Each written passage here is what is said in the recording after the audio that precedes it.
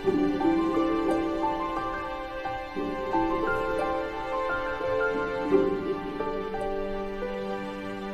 Students, last લેક્ચરની અંદર આપણે પ્રક્ષિપ્ત ગતિ વિશે જોઈ ગયા હતા. પ્રક્ષિપ્ત ગતિમાં પ્રક્ષિપ્ત ગતિ કરતા પદાર્થનું ગતિપથનું આકાર પરવલયાકાર છે તેવું આપણે એક સમીકરણ દ્વારા જોઈ ગયા હતા. તમને યાદ છે બરાબર? એક લાંબુ ઇક્વેશન પણ હતું, પણ એને મેં કીધું હતું કે તે પરવલયના વ્યાપક સમીકરણ y બરાબર ax માઇનસ bx સ્ક્વેર જેવું છે. યાદ આવ્યું કે નહીં? બિલકુલ. તો ax માઇનસ bx સ્ક્વેર જેવું ઇક્વેશન છે, આ વાત કરી હતી. બરાબર છે? તો એનો ઉપયોગ મારે અહીંયા પહેલા એક એસક્યુમાં કરવો છે. ધ્યાન આપજો, તમને આ જ વસ્તુનો ઉપયોગ કરીને એમસીક્યુ પણ પૂછી શકે છે. બરાબર? ચાલો, તો પહેલી વાત કરી લઉં. અહીંયા પહેલો મેં એસક્યુ અહીંયા લખેલો છે, જરા ધ્યાન આપજો કે જો y બરાબર √3x માઇનસ 5x સ્ક્વેર વડે કણનું ગતિપથ હોય તો પ્રક્ષિપ્ત કોણ કેટલું?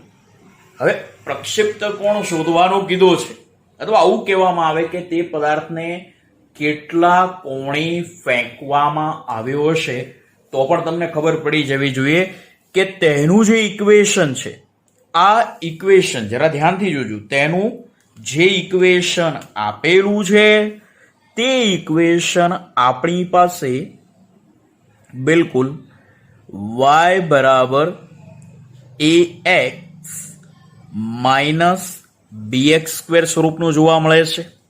બરાબર છે? જો આપણે સરખાવીએ તો a બરાબર √3 મળે છે મને. બરાબર છે? b બરાબર 5 મળશે. મારે b ની અહીંયા કોઈ જરૂર નથી, કારણ કે ઇક્વેશનમાં યાદ કરો કે ત્યાં a બરાબર tan θ0 છે. મેં તમને પહેલા પણ કીધું હતું કે ભાઈ આગળના લેક્ચરમાં જોવા માટે તમારે પ્રક્ષિપ્ત ગતિનો અભ્યાસ બરાબર કરવો પડશે. બરાબર છે? જો અહીંયા તમને કન્ફ્યુઝન હોય કે ભાઈ હું a બરાબર tan θ0 કેમ લઈ લઉં છું, તો આ જોવા માટે ફરીથી એકવાર પ્રક્ષિપ્ત ગતિવાળી થિયરમ જુઓ. બરાબર છે? તેની અંદર ગતિપથનો આકાર પરવલયાકાર છે એ મુદ્દો જુઓ, અને તેમાં ઇક્વેશનને જે સરખાવ્યું છે તેને જુઓ, તો તમને અંદાજો આવી જશે કે અહીંયા મેં a બરાબર કેમ tan θ0 લઈ લીધું છે. બરાબર છે? ઓકે, સોરી, √3 આપણે a બરાબર tan θ0 લીધું છે. ચાલો, તો આના પરથી મારે θ0 શોધવું હોય તો આ રીતે શોધી શકાય. tan inverse √3. બરાબર છે? તો તમે √3 એટલે 1.73 લઈને લોગ ટેબલથી પણ જોઈ શકો છો, પણ લોગ ટેબલ જે જુઓ એના કરતાં એક સિમ્પલ વસ્તુ વિચારો કે tan ક્યારે √3 વેલ્યુ આપે છે. તમને યાદ હશે sin 60 કેટલું થાય? √3/2. cos 60 કેટલું થાય? 1/2. બરાબર? તો એ જ રીતે tan 60 કેટલું થઈ જશે? યસ, √3. સો મને અહીંયા પ્રક્ષિપ્ત કોણ મળી ગયો છે, θ0 બરાબર 60 ડિગ્રી. ઓકે, ચાલો એના પછી થોડાક આગળ જઈએ આપણે. અવધિ અને મહત્તમ ઊંચાઈ વચ્ચેનો સંબંધ. હવે અવધિ અને મહત્તમ ઊંચાઈ વચ્ચેનો સંબંધ આપણે જો મેળવવો છે તો યાદ રાખો, આ એક કન્સેપ્ટ હંમેશા આપણે યાદ રાખવા જેવો છે. ઘણી વખત આપણને વિદ્યાર્થીઓ એવું કહેવામાં આવે છે કે ભાઈ આ બે ભૌતિક રાશિ વચ્ચેનો સંબંધ મેળવો. તો સંબંધ મેળવવો હોય ને તો એમની સામ્યતા કરવી પડે. બરાબર? સરખામણી કરવી પડે, અને સરખામણીનો મતલબ થાય છે તેમનો ગુણોત્તર. બરાબર? તો આપણને કહે છે અવધિ, તો પહેલા ભલે ને અવધિની વાત કરી તો લખો અવધિ, અને પછી મહત્તમ ઊંચાઈ, તેમનો ગુણોત્તર શોધી નાખો એટલે આપણને આ વસ્તુ મળી જશે. હવે આપણને થાય કે સાહેબ અમે એમનો ગુણોત્તર કેવી રીતે ફાઇન્ડ કરી? કે તમારી જોડે સૂત્ર નથી? સૂત્ર છે ને ભાઈ, તો સૂત્ર છે તો એનો ઉપયોગ કરો. બરાબર છે? ચાલો, તો હું એવું હશે તો તમને અત્યારે બતાવું છું. બરાબર છે? ધ્યાન આપજો. કે આ વસ્તુ કેવી રીતે પોસિબલ બને છે. બરાબર છે. ચાલો જોઈ લઈએ એકવાર. ધ્યાન આપજો. હું અહીંયા તમને આ વસ્તુ બતાવી દઉં છું. ઓકે, ચાલો આપણી પાસે r ડિવાઈડ બાય h શોધવાનું કીધું છે. ઓકે, નાઉ ફાઇન્ડ કરીએ. r આપણી પાસે સૂત્ર શું છે તો તમને યાદ હોવું જોઈએ, v0 square by g sine 2θ 0. Okay, h શું છે આપણી પાસે, v0 square sine square theta 0 by 2g. So g અને v0 સ્ક્વેર કેન્સલ થઈ જશે. સાઇન 2θ 0, આ છેદનો છેદ અંશમાં એટલે 2. સાઇન 2θ 0 એટલે તમને સૂત્ર કીધું હતું ને, સાઇન 2 એટલે 2 sine cos. Okay, divide by sine square theta 0. તો એક સાઇન થીટા 0 કેન્સલ થઈ જશે. સો 2 into 2 4. આમ તો કોસ ભાગ્યા સાઇન, ધ્યાન આપજો ખાસ, કોસ ભાગ્યા સાઇન શું થઈ જાય, કોટ થીટા થઈ જાય. પણ મારે નેચરલ ટેન્જન્ટ આપેલું હોવાથી હું ટેન્જન્ટ જ લખીશ. શું કરો, કોટ થીટા 0 લખું. યાદ કરો, આપણે કોષ્ટક તમને બતાવ્યું હતું ને, લોગ ટેબલની બુક પણ મંગાવી હતી, યાદ છે ને. ચાલો, so r by h. So tan theta 0 ને હું કરતા બનાવું તો મારું સૂત્ર શું થઈ જાય, 4h બાય r. એકચ્યુઅલી આ ફોર્મ્યુલા છે. સો ફોર્મ્યુલા એમસીક્યુ માટે આપણે યાદ રાખવાની છે, એટલા માટે મેં અહીંયા આટલી જ વસ્તુ લખેલી છે. બુકની અંદર આની વાત નથી કરી, તેમ છતાં પણ આપણે એને એમસીક્યુ માટે નીટ અને JEE જેવી એન્ટ્રાન્સ એક્ઝામ માટે યાદ રાખવાનું છે. બરાબર છે. ઓકે, હવે માની લો કે તમે કોઈ પદાર્થને ફેંકો છો. ચાલો ધ્યાન આપજો ખાસ. હવે પદાર્થને ફેંકો છો તો એની અવધિ આટલી મળે છે. જેટલી અવધિ છે સપોઝ તેટલી જ તેની હાઈટ હોય. બરાબર, તો આપણને પ્રશ્ન થાય કે ભાઈ આવું તો ક્યારે બને, આ રીતે હોય તો જ બને.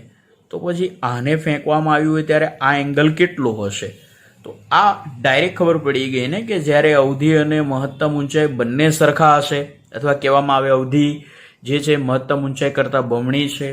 બરાબર, તો એંગલ ફાઇન્ડ કરવો બહુ સહેલું છે.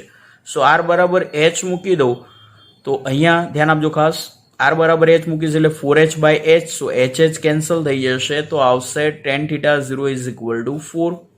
સો θ 0 is equal to tan inverse 4. So આ એક એવો એમસીક્યુ છે કે એને બતાવવા માટે મેં ડાયરેક્ટલી અહીંયા આ નોંધ લખી દીધી છે કે જેથી કરીને તમે આ બોક્સ યાદ રાખો તો તમે ડાયરેક્ટ એનો એમસીક્યુ સોલ્વ કરી શકો છો કે જ્યારે h અને r બંને સમાન હોય ત્યારે પ્રક્ષિપ્ત કોણ એ tan ઇનવર્સ 4 જેટલો થઈ શકે છે, અને એને તમે નેચરલ ટેન્જન્ટ્સમાં પણ ફાઇન્ડ કરી શકો છો.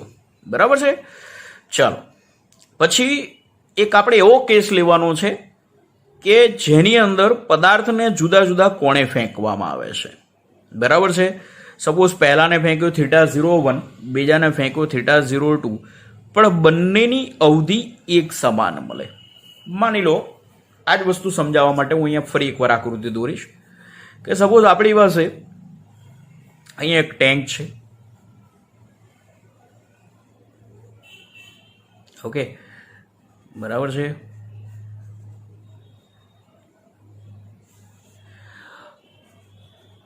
બરાબર, ધ્યાન આપજો. અને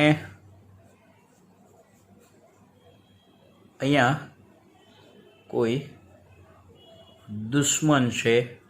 બરાબર, દુશ્મનને તો બંદૂકથી પણ મારી શકાય, પણ યુદ્ધ મેદાનમાં દુશ્મનોની ટોળી છે એવું વિચારીએ. અને માની લો કે આપણે આને આ રીતે ફેંકવું છે. તો હું અહીંયાથી જ્યારે બોમ્બ છોડીશ તો નાળચામાંથી એ બોમ્બ છૂટશે તો એ આ રીતે જશે. બરાબર છે. તો સિમ્પલ વસ્તુ હું અહીંયા સમજાવવા માગું છું કે આ એક એંગલ મને મળશે θ01. ક્લિયર? આ સમજ પડે છે કે નહીં હું શું કર્યું છું? એક જસ્ટ ફોર એમસીક્યુ માટે આપણે જોઈ રહ્યા છીએ. એન્ડ અનધર વન તો આ રીતે છોડી દેવામાં આવે છે નાળચામાંથી. બરાબર, બની શકે કંઈ નાળચું આપણે આ રીતે લઈ જઈએ ને. ઓકે, તો મારો કહેવાનો મિનિંગ શું છે કે આ θ02 થશે. શું બંને એંગલ અલગ અલગ છે પણ બંનેની અવધિ કેવી છે? સમાન. સો R1 is equal two R2. બરાબર. તો આ સમજાવવું છે મારે, એટલા માટે હું અહીંયા શું કરીશ કે R1 અને R2 ની કન્ડિશન મારી પાસે આવી જોઈએ. તો એના માટે હું બે એંગલ પસંદગી કરી શકું છું, એક તો θ0 અને બીજો 90 - θ0. સમતલમાં ગતિ કરે છે 90 એંગલ થાય સમતલ માટે, એટલે આપણને આટલી વસ્તુ તો ખબર પડે છે કે ભાઈ એકને આપણે જો θ0 એંગલ એટલે કે એકને 30 એંગલ આપ્યો હોય, ધ્યાન આપજો ખાસ, એકને 30 આપ્યો હોય તો બીજાનો જવાબ શું આવે? 60. બરાબર. આપણે આવી રીતે કહીએ કે બે પદાર્થ પૈકી એક પદાર્થને 30 ડિગ્રીના કોણે ફેંકવામાં આવે તો અવધિ R મળે છે, તો એટલી જ અવધિ માટે બીજા પદાર્થને પણ ફેંકવામાં આવે તો એણે દર્શાવેલો 30 ડિગ્રી સિવાયનો કોણ કયો થઈ જાય? 90 - 30, દેટ મીન્સ 60. ખબર પડી કે નહીં હું શું કહી રહ્યો છું? બહુ જ સિમ્પલ વસ્તુ કહી રહ્યો છું. બરાબર. હવે ક્યારેક આપણને પ્રશ્ન થાય કે સાહેબ આવી રીતે અમે સમજીએ તો કેવી રીતે સમજીએ? તો આનો એક બીજો આન્સર પણ આપી શકું કે 45 ડિગ્રી સાથે સમાન તફાવત ધરાવતા ખૂણે જો ફેંકવામાં આવે પદાર્થોને તો પણ તેની અવધિ સમાન આવે. મતલબ કે આ 15 છે તો 45 - 15 એટલે 30 આવી ગયું, જે અહીંયા કીધું હતું. તો આ 45 + 15 એટલે 60, જે અહીંયા આવી ગયું. સો એંગલ તો બંને રીતે સેમ જ આવશે, પણ તમને બંનેમાંથી કોઈ પણ વસ્તુ MCQ માટે પૂછી શકે છે, તો આપણે આ વસ્તુની નોંધ રાખવાની. બરાબર. એ જ રીતે પ્રક્ષિપ્ત પદાર્થની ગતિ ઉર્જા. હવે કોઈ પણ પ્રક્ષિપ્ત પદાર્થની મહત્તમ ઊંચાઈએ ગતિ ઉર્જા મેળવવાની છે. જરા ધ્યાન આપજો. આપણું કાર્ટેશિયન પદ્ધતિ અથવા સમતલ કહી શકું છું. બરોબર છે. ચાલો, આ પદાર્થને અહીંયાથી આ રીતે ફેંકવામાં આવે છે.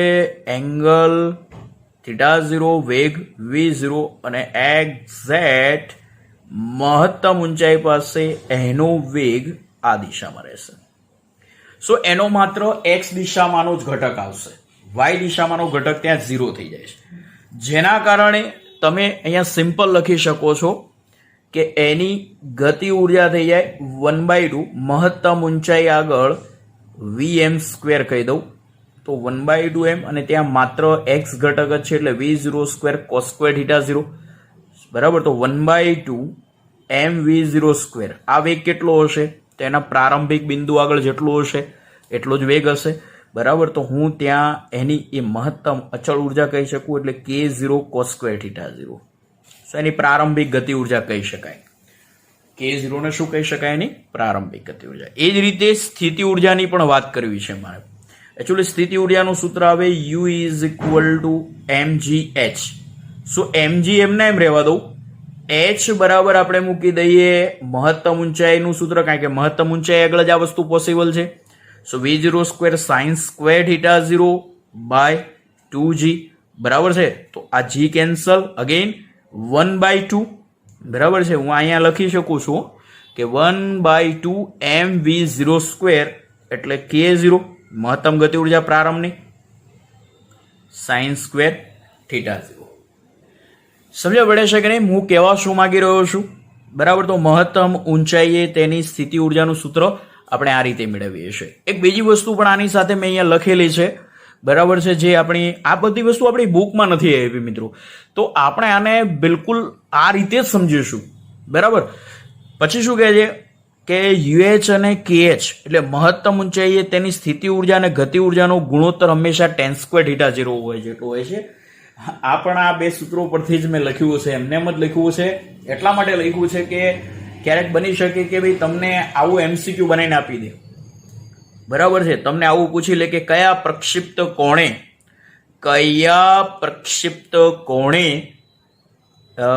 મહત્તમ ઊંચાઈ સ્થિતિ ઉર્જા અને ગતિ ઉર્જા બંને સમાન થાય. તો કયા પ્રક્ષિપ્ત કોણે સ્થિતિ ઉર્જા અને ગતિ ઉર્જા સમાન થાય? તો મારે એ શોધવું હોય તો બે સમાન થાય તો અહીંયા તો શું થઈ જશે? કેન્સલ થઈ જશે એટલે 1 આવી જશે. સો 1 ઇઝ ઇક્વલ ટુ tan² θ0. બરોબર છે. તો tan થીટા 0 અંડરરૂટ લઈ લઉં તો 1 નું તો અંડરરૂટ 1 જ આવે, અને tan ક્યારે 1 હોય તો 45 હોય ત્યારે. મતલબ કે જ્યારે કોઈ પણ પદાર્થને, ધ્યાન આપજો ખાસ, કોઈ પણ પદાર્થને 45 કોણે ફેંકવામાં આવે, કોઈ પણ પદાર્થને 45 ડિગ્રીના કોણે ફેંકવામાં આવે ત્યારે તેની અવધિ પણ મહત્તમ અવધિ મળે છે. તેની મહત્તમ ઊંચાઈ, સ્થિતિ ઉર્જા અને ગતિ ઉર્જા પણ સમાન થઈ જાય છે. બરાબર છે. પછી એક બીજી વસ્તુ લખી છે, અને કુલ ઉર્જા કોઈ પણ બિંદુએ અચળ રહે છે. સો કુલ ઉર્જા અચળ કેવી રીતે રહે છે તો એ પણ સમજીએ. આપણી પાસે કુલ ઉર્જાનું સૂત્ર થાય છે ગતિ ઉર્જા વત્તા સ્થિતિ ઉર્જા. માની લો કે શરૂઆતમાં પદાર્થ સ્થિર હોય તો એની સ્થિતિ ઉર્જા શું થઈ જાય? 0. પ્રારંભમાં વેગ v0 એટલે એની ગતિ ઉર્જા mv0². સો આની જગ્યાએ k0 કહી શકું. ઓકે, નાવ મહત્તમ ઊંચાઈ કેટલી થઈ જાય છે? તો મહત્તમ ઊંચાઈ kh વત્તા uh લઈ લઉં. ઓકે, kh અને uh બંનેમાંથી શું કોમન નીકળે છે? k0. બરાબર. ચલો, કૌંસમાં શું વધશે? cos² θ વત્તા sin² θ 0. હવે cos² θ વત્તા sin² θ તો તમને નથી ખબર, બરાબર? તો આપણને આ વસ્તુ ખબર છે કે આ તો 1 થાય ત્રિકોણમિતિ પરથી. તો જે તમારી પાસે પ્રારંભમાં ઈ છે તે જ મહત્તમ ઊંચાઈ પણ k0 જ બને છે, જેથી કોઈ પણ બિંદુએ તેની કુલ ઉર્જા કેવી રહે છે? અચળ. એટલે યાદ રાખજો કે પ્રક્ષિપ્ત ગતિમાં યાંત્રિક ઉર્જા સંરક્ષણના નિયમનું પાલન થાય છે. કયા નિયમનું પાલન થાય છે? યાંત્રિક ઉર્જા સંરક્ષણ. કુલ ઉર્જાને યાંત્રિક ઉર્જા કહેવામાં આવે છે મિત્રો. બરાબર છે.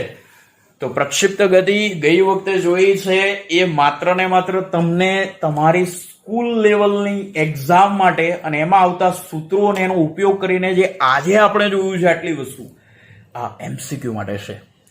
બરાબર છે. મજા આવે એવું છે કે નહીં? બસ હવે એક છેલ્લો ટોપિક જોઈ લઈએ થિયરીની અંદર, જે બહુ જ સિમ્પલ અને સરસ છે અને તમે ભણેલા પણ છો. તો આ ટોપિક છે નિયમિત વર્તુળમય ગતિ. નિયમિત વર્તુળમય ગતિ શું? નિયમિત શબ્દ એટલે અચળ થાય.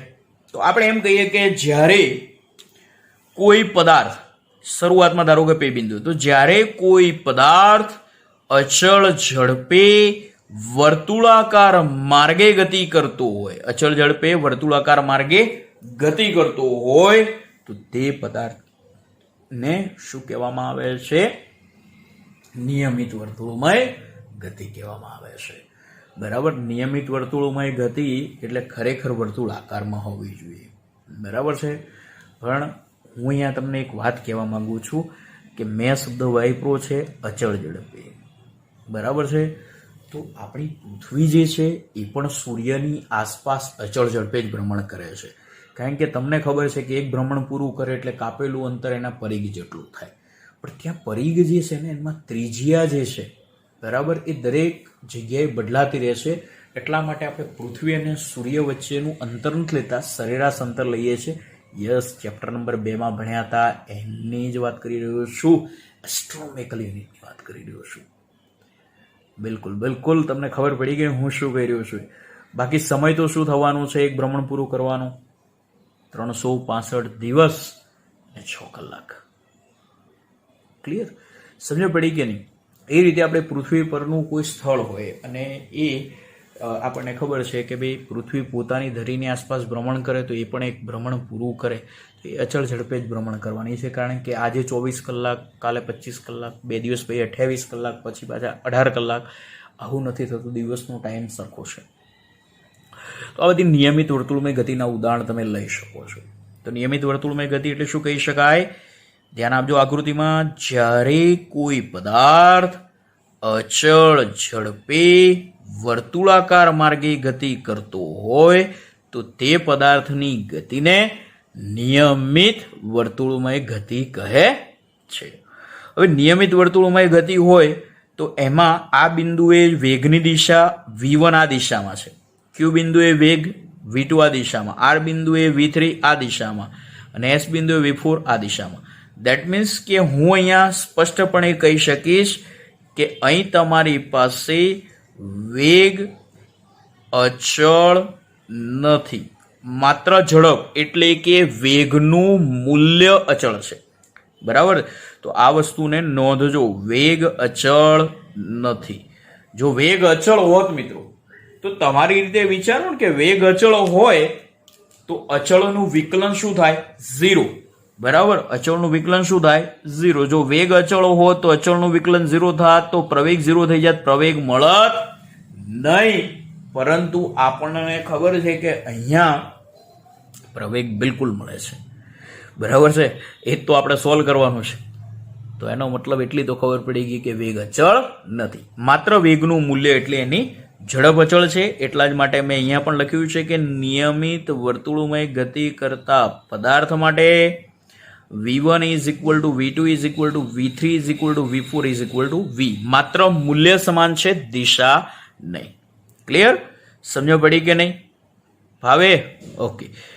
હવે આકૃતિમાં શું જોઈ શકીએ છીએ? તો કે આકૃતિમાં કોઈ કણ O કેન્દ્રવાળા અને R જેટલી ત્રિજ્યા ધરાવતા, ચોપડીમાં કેપિટલ R આપ્યું છે, તમે બંનેમાંથી કોઈ પણ લખી શકો છો, ધેટ ડઝન્ટ મેટર.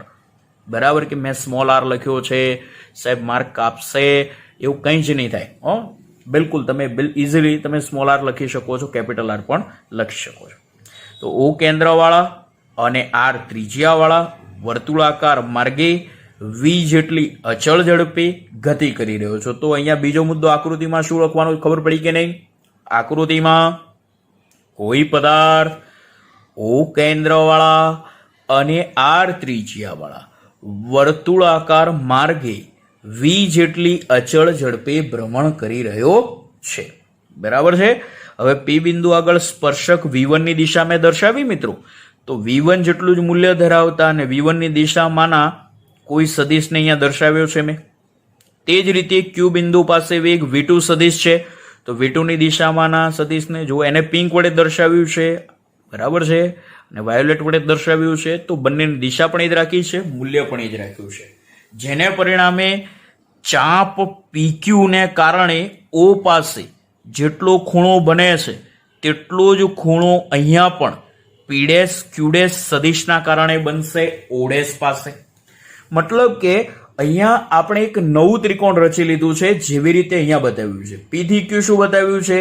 જો PQ ચાપ છે એને કાપેલું અંતર બતાવે છે, પણ PQ સદિશ શું બતાવે છે? સ્થાન સદિશ બતાવે. અહીંયા સદિશ બતાવવાની જરૂર નથી, એટલે મેં અહીંયા નથી બતાવ્યું ચોપડીની જેમ. There is no mistake here. Okay, પણ આને સદિશ બતાવો કારણ કે આ સ્થાનાંતર છે. ક્લિયર? તો અહીંયા શું થયું? આ બે સદિશોનો ઉપયોગ કરી અને મેં ત્રિકોણની રીત પ્રમાણે એક ત્રિકોણ બનાવી દીધું, જેથી હું શું કહી શકીશ કે અહીંયા આ ત્રિકોણ માટે જે પરિણામી વેગનો ફેરફાર જે છે એ કેવી દિશામાં જોઈ શકાય છે, તો એ જુઓ. તો એના માટે મેં અહીંયાથી આ રીતે દર્શાવ્યું છે. ઓકે, અને આપણને તો ખબર છે કે પ્રવેગની દિશા ક્યાં આવે? વેગના ફેરફારની દિશામાં. તો આ દિશા ક્યાં જાય છે? ત્રિજ્યાના માર્ગે ક્યાં પહોંચે છે? કેન્દ્ર તરફ. જો આ જ વસ્તુ આ બાજુ રચાતું હોત, બરાબર, તો આ તમારી પાસે આ તરફ હોત, અહીંયાથી આ તરફ હોત, તો આની દિશા આ તરફ. એટલે ઇન શોર્ટ તમે ક્યાંય પણ ધારો કે આ બે વેગ લઈ લે તો અહીંયાથી આ તરફ હાથ, આ બે વેગ લઈ લે v4 અને v1 તો નીચેથી ઉપરની તરફ, પણ એ ક્યાં જાત? બધે બધી કેન્દ્ર તરફ. બરાબર છે. જેમ આપણે પદાર્થને છોડી દઈએ તો પદાર્થ પૃથ્વીના કેન્દ્ર તરફ જાય કે નહીં? સેમ વસ્તુ અહીંયા છે. તો પ્રવેગની દિશા ત્રિજ્યાના માર્ગે ક્યાં જાય છે? કેન્દ્ર તરફની દિશામાં. ઓકે, ના હવે આપણે આકૃતિ દોરી દીધી છે, બે ત્રિકોણ બનાવી દીધા છે. બંને ત્રિકોણો કેવા છે તો તમે જોઈ શકો છો કે બંનેમાં ખૂણો પણ સરખો બને છે. માટે અહીંયા મારે કહેવું પડે કે ત્રિકોણ OPQ, ત્રિકોણ OPQ, બરાબર, જેની આ બે બાજુના માપ સરખા છે, તો અહીંયા પણ v1 નું અને v2 નું મૂલ્ય સમાન છે. તો OPQ અને O'P' Q' બંને આપણા માટે કેવા છે? સમરૂપ ત્રિકોણો તથા ખૂણો POQ અને P', O'Q' બંને ડેલ્ટા થીટા છે.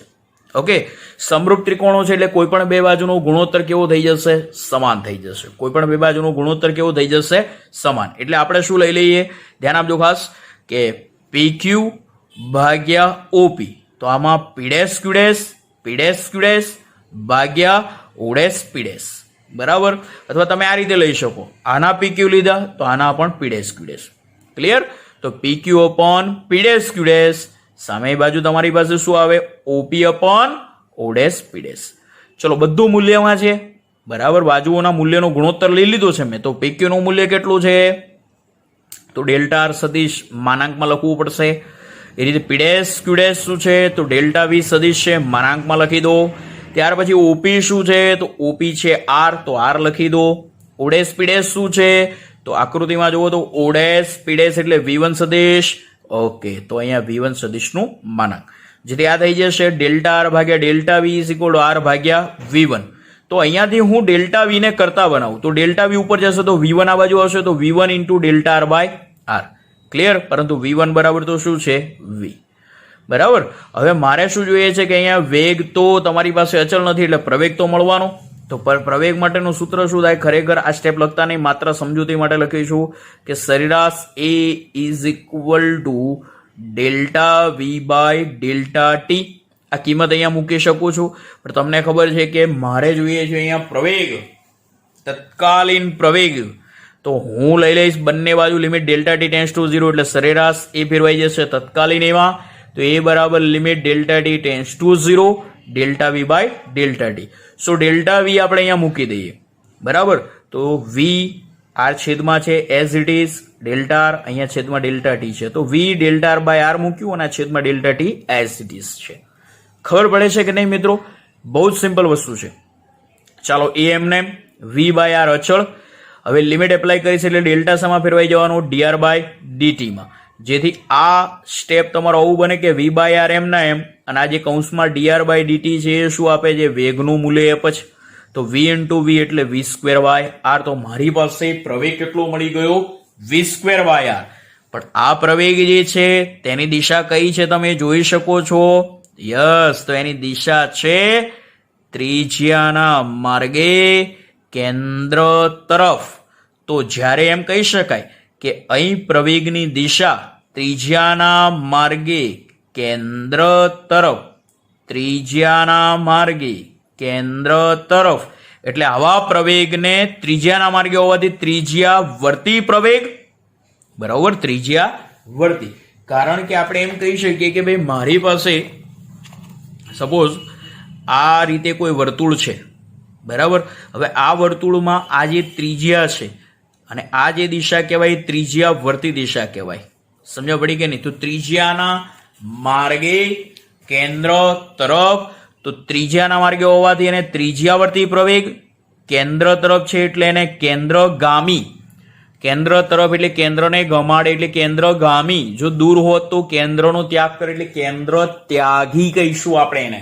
બરાબર, આગળ ભણીશું એના વિશે આપણે.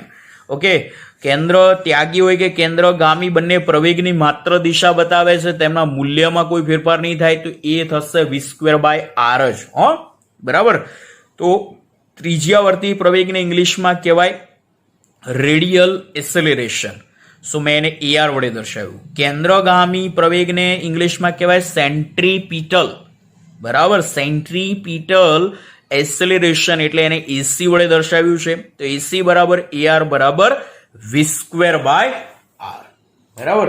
હા, એક બીજી વસ્તુ તમને વિચાર આવ્યું કે સાહેબ આ તમે જે બતાવો છો કે ભાઈ ધારો કે અહીંયા આ રીતે છે, અહીંયા આ રીતે છે, તો એની દિશા આ પ્રમાણે મળી. તો શું અહીંયા આ રીતે છે તો એની દિશા પણ આ પ્રમાણે જ જશે? નહીં થાય. કેમ નહીં થાય? જુઓ તો આ તીર થઈ ગયું, આ તીર થઈ ગયું. તો આ દિશા મેં રફલી દોરી છે, બિલકુલ માપ લીધા વગર, પણ એની દિશા તમે જોઈ શકો છો આ રીતે આવે. ના ખબર પડે તો અહીંયા લખી દો. જો આ A લઈ લે, આ B લઈ લે. સમજ પડે છે કે નહીં? આ તીર તારી પાસે A થી B. આજે મેં પેલી બાજુ બતાવ્યું તો એવું આ બાજુ બની ગયું. સેમ વસ્તુ થઈ ગયું A ડેશ B ડેશ. ક્યાંથી ક્યાં જાય? A થી B, તો A ડેશ થી B ડેશ એટલે ત્રિજ્યાના માર્ગે કેન્દ્ર તરફની દિશામાં. બરાબર. તો કોઈ પણ બાજુથી દોરશો, કોઈ પણ બિંદુ આખા વર્તુળમાં બે બિંદુઓ લઈને જોશો તો આ રીતે રહેશે. બરાબર છે? સમજ પડી કે નહીં? પછી તમે એમ કહેશો સાહેબ અહીંયા ને અહીંયા લઈએ વ્યાસાંતે, તો એટલે ભાઈ વ્યાસાંતેમાં ના થાય. એમાં પછી તમે ત્રિકોણ કેવી રીતે બનાવો? આવું બી ઘણા અમુક નંગ હોય એવું પૂછે કે સાહેબ તમે તો કીધું કોઈ પણ બિંદુ એ એટલે અમે વ્યાસાંતે લઈને લીધું. બરાબર છે? તો તમે તમારી કોઈક સ્કૂલમાં ભણ્યા હશો કે ભાઈ આવી રીતે બે લાઈનો એમાંથી ત્રિકોણ બને. ત્રિકોણ બને એવું જોઈએ છે ભાઈ, બે વચ્ચે કાંઈ ખૂણો બનવો જોઈએ. બરાબર. તમે આની વચ્ચે ખૂણો બનાવો તો 180 નો ખૂણો બને, 180 નો નહીં, આવો ખૂણો બનવો જોઈએ. તો આ વસ્તુ શક્ય બનશે. એટલે ફરીથી એકવાર પ્રવેગની દિશા ડેલ્ટા વીની દિશામાં હોય છે, જેથી પ્રવેગની દિશા ત્રિજ્યાના માર્ગે કેન્દ્ર તરફ, ત્રિજ્યાના માર્ગે કેન્દ્ર તરફ, એટલે આને કહેવાશે ત્રિજ્યાવર્તી પ્રવેગ અથવા તો કેન્દ્રગામી પ્રવેગ. સો AC બરાબર AR બરાબર v²/r. આમ તો થિયરી તમારે આટલા સુધીમાં પૂરી થઈ જાય છે, પણ બુકની અંદર કંઈક નવી વસ્તુ પણ આપી છે આગળ. તો આગળ જતા ચેપ્ટર નંબર 7 ની અંદર ધ્યાન આપજો ખાસ.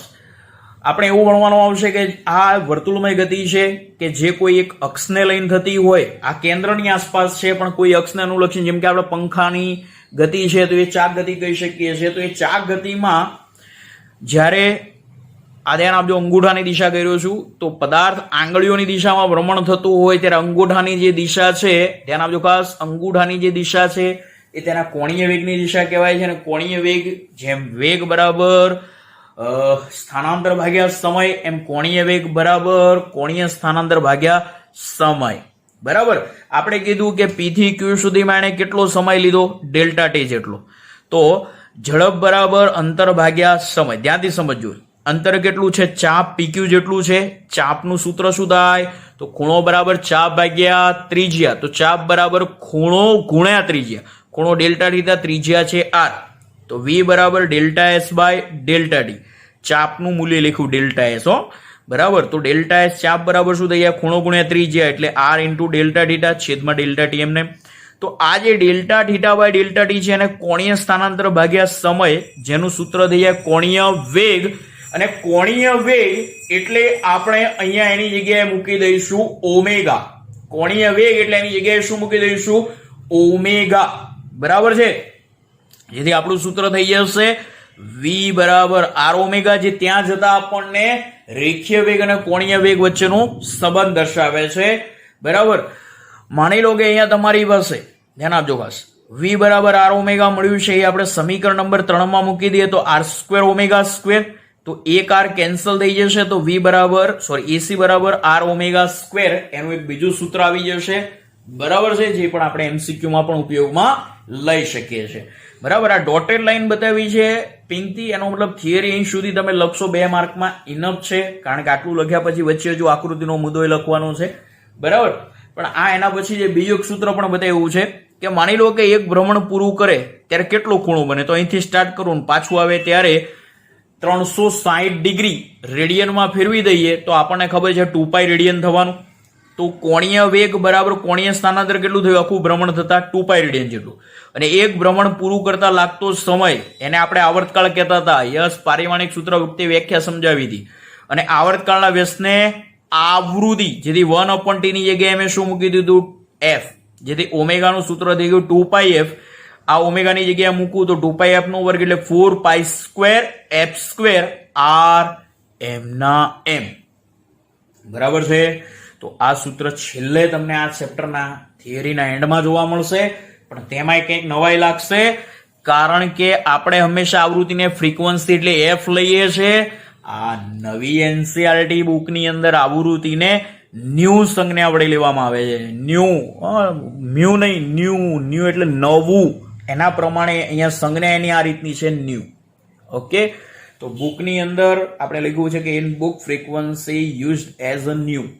ઓકે, તો સમજણ પડી કે નહીં? તો અહીંયા આ ચેપ્ટરની તમારી થિયરીનો મુદ્દો કમ્પ્લીટલી પૂરો થઈ ગયો છે. આના પછીના લેક્ચરમાં હવે આપણે એક્ઝામ્પલ વિશે જોઈશું. બરાબર છે, તો બહુ સહેલું ચેપ્ટર છે અને સાથે સાથે તમને અંદાજો મળી જ ગયો હશે.